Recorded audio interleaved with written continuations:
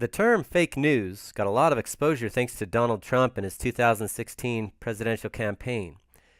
And the popular song from the 80s, Dirty Laundry by Don Henley, was released back in 1982, 35 years ago, which shows that fake news has been a big thing for quite some time. Most people who listened to the radio in the 80s can remember "Kick 'em when they're up, kick 'em when they're down," because it's repeated so much as the main chorus. The last part of the song, at 3 minutes and 59 seconds, says, "We can do the innuendo, we can dance and sing. When it's said and done, we haven't told you a thing. We all know that crap is king. Give us dirty laundry." Which really adds perspective to all the lyrics prior to that. Not only does the fake news media make their money on negative news, they don't share the real secrets. The negative news of the invisible government has caused a lot of damage. Like Don Henley said, "When it's said and done, we haven't told you a thing." Well, we have to get into that eventually, so we will. And rather than repeating what everyone else is saying, this will be a fresh, new look at things. With new insights through the laws of empowerment, we can shift our lives for the better. How much time, energy, and money has the news media spent focusing on the Twin Towers without telling you a thing? And they certainly haven't told you we have more than 3 Twin Towers a day falling in the form of heart disease and cancer alone every single day in the United States alone. Stephen Jones was the professor who got fired from BYU 16 years ago for dropping the bombshell of 9/11 truth. For the past 15 years, we've been talking about 9/11 being a big distraction and manipulation to start a war. There's a lot of evidence that has been shared right on YouTube. Professor Stephen Jones was the first to challenge the whole story spun by the mainstream news media. He gave a large public presentation, which I was blessed to attend in person, and a public access station appeared live to broadcast his presentation over public access television. He quickly coordinated with many top university physicists who are all experts in their field of science. His presentation was very objective and professional, as you would expect from a mainstream scientist. I walked up after the presentation and told him, "Too many facts for anyone to ignore." Again, there are tons of videos about this on YouTube, so there are just a few things I'd like to point out. They found a distinctive red thermite dust all over the place, even on bridges miles away, indicative of thermite, which is a military explosive used in controlled demolition. There were distinctive angle cuts on the beams at the base of the rubble in the photos. Thermite is one of the few substances that has the ability to cut through beams that large, hot enough and fast enough to create the results of what happened. Here are some photos of the kind of evidence I'm talking about. Linear charges placed to cut the metal support beams at an angle, allowing the upper part of the beam to slide downward and to the side. Numerous beams in the 9/11 debris were cut at an angle like this. And this photo shows the dripping metal that hardened below the angular cut. The following article is very informative. This article also lists where to find access to databases of thousands of peer-reviewed journals and thus access to the related peer-reviewed literature. The official reports were not produced using the peer-reviewed scientific process. The official reports were produced using a tightly controlled investigation process, not open to scrutiny of the top leaders in all the areas of science that relate to what happened. The National Institute of Standards and Technology, NIST, neglected to test for thermite and other chemicals and markers that would indicate it was a controlled demolition. Again, the official investigation report of NIST was highly private and controlled, not peer-reviewed. The peer review process is the actual gold standard of trusted science. Good peer-reviewed studies have more than one university following the same steps to validate the results of each other. The peer-reviewed process doesn't allow for someone to dupe or hoax the public so easily, or spread misinformation from results just anyone claims to have created in their private, unchecked, non-peer-reviewed laboratory, such as in their private basement or garage. With enough money, lots of people will claim to show all kinds of results that are merely fabricated and made up beforehand because they're paid to generate results that the payee really wants to see and is highly motivated to show others. For obvious reasons, the peer-reviewed process is the gold standard of science. People who've spoken up against the story of what the mainstream media has promoted have been labeled conspiracy theorists because of the lack of peer-reviewed science, although it appears that they have more peer-reviewed science than the NIST report. In fact, it looks like the official NIST report has been officially busted over and over. Peer-reviewed studies do not normally contradict every other peer-reviewed study that has ever been published on the subject. They usually support the main facts that have already been proven by countless other studies. Yet, the official NIST report did contradict in a big way, because never before in history have any of these types of large buildings ever fallen in their footprints without the methods of a controlled demolition. Sometimes they've fallen over by fire, like fallen over on their side, but never have any fallen in their footprints. Yet, in one single day, not one, not two, but 3 World Trade Center buildings, number 1, number 2, and number 7, which number 7 wasn't even mentioned in the official 2004 NIST report. We have 3 buildings all fell in their footprints on the same day. Building number 7 wasn't even claimed to have been hit by an airplane, and they now claim that burning debris had fallen or floated over without having any actual proof of that either. When they simulated the scene using jet fuel, they couldn't even raise the temperature half of what it would take to cause the beams to fail. The molten slabs of steel created from melting so much metal so fast were visible from space, and it took 2 weeks for them to cool down to the point they could be removed. They did not allow any outside or peer-reviewed testing during this time, knowing the mainstream media story had been challenged. And as soon as the slabs of steel had cooled to the point they could be moved, they were shipped off to Asia, still without allowing for any chemical testing.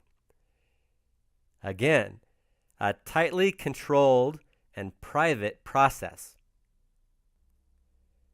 With so many scientists at our most well-respected universities who were volunteering to perform independent tests, I just have to say it.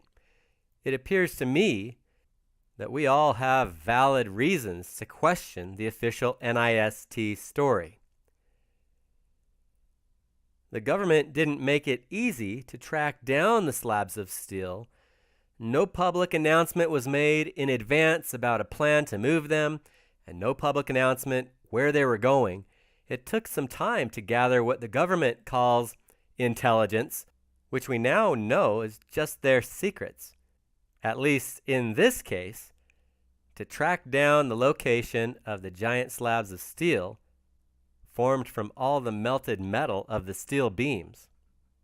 And my point is, when I talked to Stephen Jones at a much later date and asked him about whether thermite was found, he said, they found thermite. So we know those slabs of steel also have the smoking gun of thermite residue, which again is a military explosive used in controlled demolition. Although the masses have been denied the scientific methods to prove the actual science of what happened in the most highly esteemed peer-reviewed process, which is the gold standard of science. Both Wikipedia and Snopes have been guilty of spreading fake news mixed with truth, which is the same as the philosophies of men mingled with Scripture. I myself may be guilty of this to one degree or another. It's a good time for me to say that because this is still considered a highly controversial issue. Snopes promotes fake news with yet another paper published in another science magazine that is posted here. There was a paper published in Europhysics News magazine, EPN, challenging the official NIST investigation, neither of which were peer-reviewed. And although the whole NIST process was highly private and highly controlled, which is completely different than the independent peer review process, and NIST even contradicts the known peer-reviewed evidence we've discussed, Snopes still categorizes the 4 scientists who wrote the paper published in EPN as conspiracy theorists. If there are 2 groups of scientists who disagree, and neither group has peer-reviewed proof, in fact, one group shows some big red flags of misinformation, why just label the other group as conspiracy theorists when the behavior of NIST is highly suspect of such a conspiracy? It's not uncommon to see our mainstream media using such labels to discredit those speaking up on controversial issues. Snopes has now been busted over and over for promoting fake news on some of the most controversial and most important issues. Wikipedia, too, only they use the excuse that it's not in their control, because anyone can post in Wikipedia. Stephen Jones clearly presented the evidence right up front that never before in history has even one building in the category of that size and type fallen in their footprint due to fire. Never in all our history. Where they burn on fire, some have fallen over, but never fallen in their footprints. Buildings of that size and type falling in their footprints has always only been accomplished by controlled demolition. That's what all the experts in this area of science have known. Yet they want us to believe that all 3 buildings fell in their footprints due to fire on the same day. Well, it's the oldest trick in the book, distraction and manipulation. But we've been letting them get away with it because of why? We've been so busy looking at who killed who on the news, or somebody had a car wreck and there's a fire. Ooh. Even 9/11 killed 3,000 people once. And we haven't been willing to solve the big problems first. One big example of distraction and manipulation, why don't they talk about on the news? And why isn't it on the front cover of every newspaper in the country? The fact that more than 5,000 people per day, which is more than 3 Twin Towers per day. More than 5,000 people have been destroyed by heart disease and cancer alone in the United States alone, in a different city every single day. That's what's actually been happening with heart disease and cancer alone in the United States. Why didn't they ever mention that on the news? Too close to the real problem and the real truth? Every day, for how long did they talk about 9/11? It's been 16 years, and they're still talking about 9/11 here and there. Maybe it's time for people to wake up now. Yes? There's been a much bigger war, and we must address our biggest issues within this program. And it's also time we shift all our negative stories like this one into positive ones. Otherwise, we just recreate the issues. I understand why so many people don't like to hear that 9/11 was an inside job, because it was such a trauma for our country. To think it was also an inside job just adds so much more cognitive dissonance, a whole other wall of terror to deal with. And to think that our mainstream media would blatantly lie every day about it, it just adds even more cognitive dissonance and yet another wall of terror. And we're venturing into all the most abusive areas of our lives with this program, so we must talk about our biggest bummers and shift them into our biggest woohoos. Trump was right to tell them, "You are fake news." Even Wikipedia is guilty, indirectly, since anyone can post on Wikipedia. It looks as though the pharmaceutical industry has paid trolls to delete the story of my father's role in the discovery of the engine of our cells, what produces the power for our cells to work, the sodium-potassium pump. Even the fact that he was the first person to ever even call it that.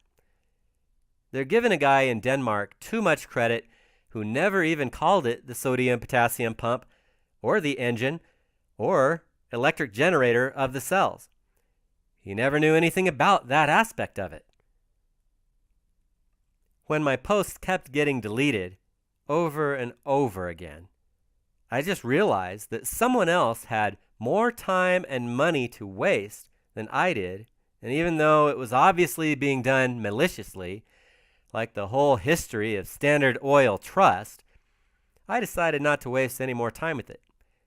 I'd rather expose the truth about this kind of thing in this program and focus on shifting or recreating our past history. All empowerment is bittersweet.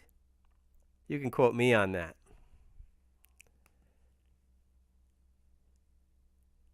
There is opposition in all things, duality. So all empowerment is bittersweet. And especially addressing our biggest issues is bittersweet. And I don't like to talk about the negative stuff either, without empowering you to shift it to the positive. Remember the story of reattaching my knee in episode 1? Well, after reattaching the completely severed ligament without surgery and completely healing my knee, and living long enough to talk about it so much as I've taught many people how to regenerate injuries, it didn't take me long to notice feeling a subtle discomfort in my knee every time I told the story of how the accident happened and what damage had happened to my knee. And I would always need to physically go back to work on my knee and mentally recreate the story for myself of having a perfect, new, healthy knee. Over the years, I finally decided to put the story on video and tell people if they wanted to know what happened, to go watch the video, because I learned not to tell and relive the old painful story. Over the course of my entire life, with all of my experience, I don't know anyone who really completely heals from a serious trauma unless they stop thinking, speaking, feeling, and reliving the old painful story of the trauma.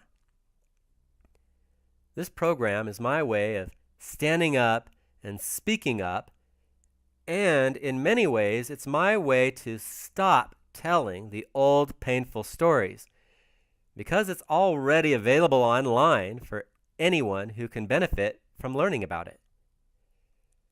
Over the course of my life, I've experienced some very traumatic experiences. Some have left me praying for days and days. I've been listening and receiving as many gold nuggets as possible from them. I'm not going to share all my most traumatic experience with you just yet. I'll save most of them for later episodes. That will give you something to look forward to. A lot can be learned from my suffering and the suffering of others. Life is made of systems. Each system has a certain amount of laws called principles. When we're in harmony with the laws, it's a positive experience. When we're out of harmony with any law, when we're breaking any of these laws of nature, it produces a negative energy and experience within our life. It's amazingly simple. How long have we been calling negative thoughts and emotions negative, and all the positive thoughts and emotions positive? And when negative stuff shows up in our life, how easy is it to give negative to negative? But what happens when we do that? What happens when we add fire to fire? It just blows up. How about when someone does something positive for us? Most of us automatically want to do something positive back. One big law of attraction is like attracts like. So it takes effort to give the positive opposite to the negative. If you embrace your pain and listen to it in prayer, it will show you where and how to make the shift, which is its positive opposite. Energy is never destroyed. It is merely transformed. All empowerment is bittersweet. It takes effort to really listen and really shift on an emotional and spiritual level. When we embrace whatever negative is showing up in our life in prayer, it creates what quantum physics calls 0-point energy. Many associate this with God energy. And this energy gives us the power to recreate our lives. We recreate more and more to the positive. The more we shift our life positive, the easier it is, because like attracts like. Christ was doing his best to make it simple when he said, "Love your enemies, bless those who curse you, do good to those who do bad to you." That comes at the end of the Beatitudes in Matthew chapter 5, verse 44. Is this a great example of what we're talking about? On the 4th of July, 2017, a beautiful spiritual sister came into my life in Manhattan, New York, named Janae Hansen, who's very intuitive and angelically gifted. She's best of friends with Tara Love, who is a very talented Grammy Award winner singer. Tara is also a student of vocal coach Deborah Bonner, who was highlighted previously in episode 3. Janae and Tara are like spiritual twins. Janae also does neurofeedback, and after getting me very relaxed, she asked me to choose one word to describe the energy I'd felt in my life that didn't belong. I had a good idea where that was going, but I decided to play along anyway. And then she asked me what happened to me when I was 3 and 5. That was the first time I ever felt that way. Janae said we all have a trauma in our childhood around 3 and 5 that we need to learn how to shift, or it continues to create trauma for the rest of our life. And the truth is, a lot of people are dealing with trauma from when they were in the womb and more, but that's a topic for another conversation. I'm glad I had the attitude of staying open to things that can help shift more of the negative to positive, and Janae really is intuitively gifted and helped me feel safe, which is another reason why I agreed to continue the journey with her. Our journey into my childhood took me back to the story of my dog. I talk about this story further in future episodes, and the script for all that had already been written months ago. So I've been doing pretty good at embracing, listening to, and shifting my pain.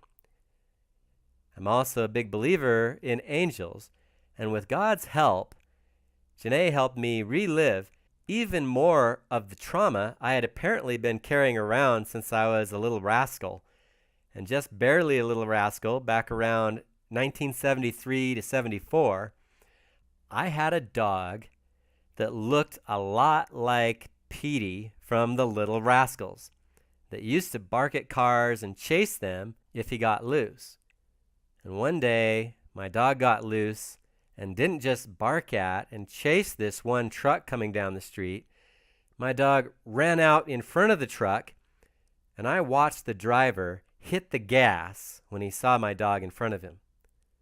I shouted, "No!" and the driver just kept right on going. I went into a state of shock as I watched and heard my dog's body being broken, beaten, and literally smashed. And I ran out in the middle of the street next to my dog and cried as I watched the blood pouring out of my dog's head and saw him take his last breath. My dog was pulled out of the street and into our yard, where his body began to become hardened with rigor mortis over the next few hours. This kind of trauma can create a ripple effect throughout the rest of our life. I do remember my dad talking to me about my dog, but that conversation was just a typical on-the-surface logic talk that he went to heaven or something like that.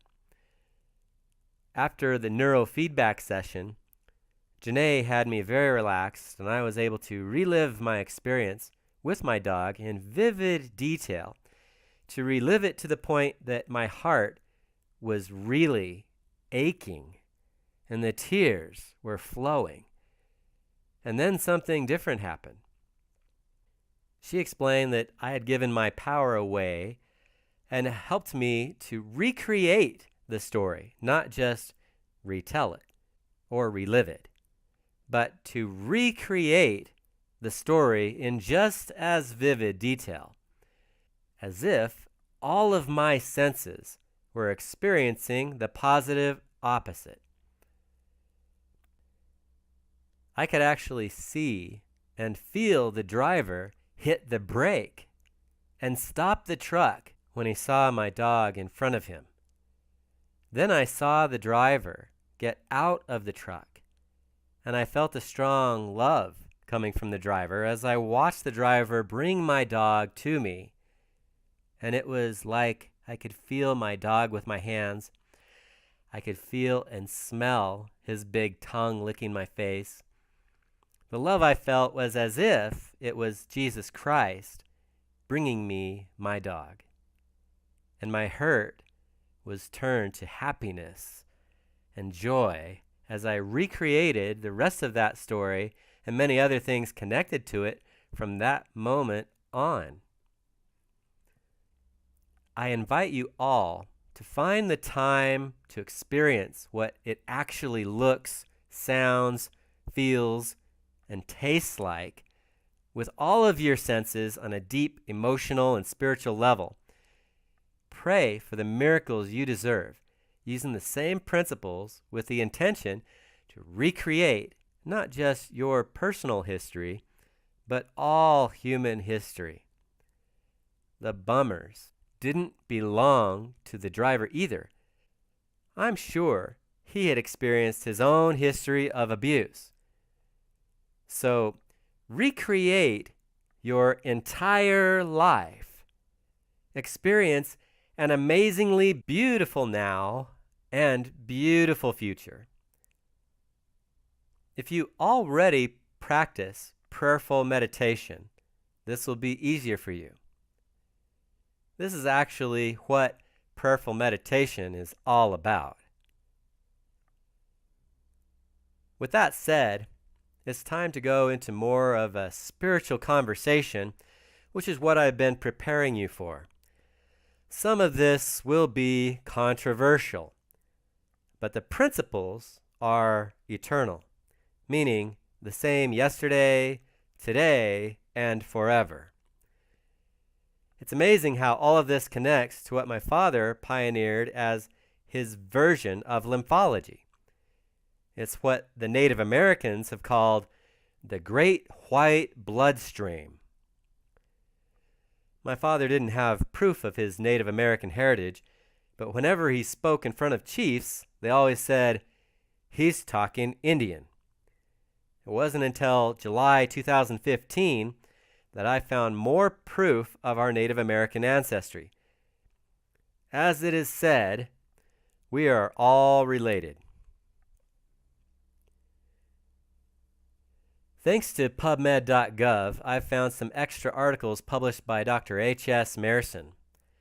Dr. Hymen Samuel Mayerson, as featured in the Zero Disease class, was on my father's advisor board until he died. He was also a member of several medical boards and committees. On November of '63, as the past president of the American Physiological Society, Mayerson, at the very end of Physiology and Physiologists in the gay 90s, referring to the 1890s, on page 35 to 45 of the PDF, or 338 to 348 in the Physiologist journal, quotes Stephen Hales, who was the first person to measure blood pressure, and in 1733 he wrote in his preface to his volume on statistical essays, quote, "In which there is so just a symmetry of parts, such innumerable beauties and harmony in the uniform frame and texture of so vast a variety of solid and fluid parts, as must ever afford room for farther discoveries to the diligent inquirer, and thereby yield fresh instances to illustrate the wisdom of the divine architect. The traces which are so plain to be seen in everything, that the psalmist had good reason to call him a fool, who could be so senseless to say in his heart, 'There is no God,' whose masterly hand is so evident in every part of nature, that if there be any who pretend they cannot see it, it can be no breach of charity to say they are willfully blind and therefore liars." In another article Mayerson wrote, November 1st, 1963, in the American Heart Association journal, Circulation, called On Lymph and Lymphatics, he says, "The amount of lymph returned to the bloodstream via the thoracic duct alone per 24 hours is roughly equivalent to the plasma volume. It is thus obvious that the return of lymph plays an essential role in the maintenance of plasma volume." End of quote. He's also making it obvious that without the subpressure lymphatic vessels, we don't even have a positive pressure in the blood. It's not possible. It's only possible through the subpressure lymphatic vessels. I think that's worth repeating. So again, Mayerson's research proved that without the subpressure lymphatic vessels, we don't even have a positive pressure in the blood. Yet how many cardiologists are taught that today? He published another article on this topic called Blood Volume and Its Regulation in Annual Review of Physiology, March 1965. Back to the egg, which is a single stem cell surrounded by the great white blood of the great white bloodstream. It is completely efficient to the point that it needs no external source of oxygen or water, yet still has the ability to create the whole living organism. When I say it has 100% efficiency, please equate the word efficiency to functionality. The same type of efficiency enables a caterpillar to transform through the metamorphosis of a cocoon into a butterfly. Again, with no external source of oxygen or water. Perhaps there is more we can learn from this example in relation to shifting through 0 point, sort of a kind of death and rebirth, and a transformative resurrection. Talk about energy not being destroyed, but transformed. Cellular efficiency and functionality is precisely what NRF2 activation helps us to reintegrate. It tunes all 3,000 disease mechanism genes, thus it regulates the pathological processes or disease processes genetically. The drugs have only targeted one of 3,000 disease mechanism genes, but our NRF2 does all 3,000. NRF2 gets shut off more and more after 20 until we die, so it needs to be reactivated. In a way, NRF2 activation is 3,000 times more powerful than what any of the drugs have previously been. That's powerful. Another thing, our modern medical minds are still really excited about using needles to transport stem cells to one part of the body one day. Meanwhile, 23 years ago, I was spiritually shown how to produce and transport adult stem cells to every part of our body every day. And how is this all connected to the great white bloodstream? These stem cells are where the white blood cells and lymphocytes, which are made from white blood cells, come from. These are the most intelligent and most powerful cells in the body. Around 1992, my father met some white Native Americans with blonde hair and blue eyes, who were very impressed with his work in relation to the great white bloodstream. They were so impressed that they told him that there was a special process they had kept a secret within their tribe for hundreds of years, which had never been shared outside of their tribe, and which they had received the required permission from the whole tribe to share it with him. I now believe what they were also telling him is that they could see that he was of their bloodline. And they proceeded to share the secret, never shared outside of their tribe, which they had used to turn on their endocrine glands for hundreds of years. My father called these glands power plants. They're called chakras in India, and the 7 houses in China. All the top masters around the world have had a way of activating them. Again, we are all related, and it's time that everyone knows how to turn them on and understands their connection to the great white bloodstream. We've been further developing these secrets ever since, making the technology faster and more powerful. It's absolutely vital and amazing what we've been teaching in our healing classes. Some of my family members are really into family history research. This past Memorial Day, May 29th, 2017, at night, I did my first real family history search using an online database. I followed a line all the way back to Noah, and from there it goes back to Adam and Eve using the genealogy available from ancient writings. One of the things that surprised me is how long it took because of how many dead ends I had to find in order to find one line that went all the way back. And I was quite surprised to discover the line I'd found was not of the lineage I was always taught I was from, but was of another very dominant lineage. One that my family has noticed hints of being from for many years, but we've just never found proof. Through France, England, Spain, Troy, and Turkey, we're of Judah through his son Zerah.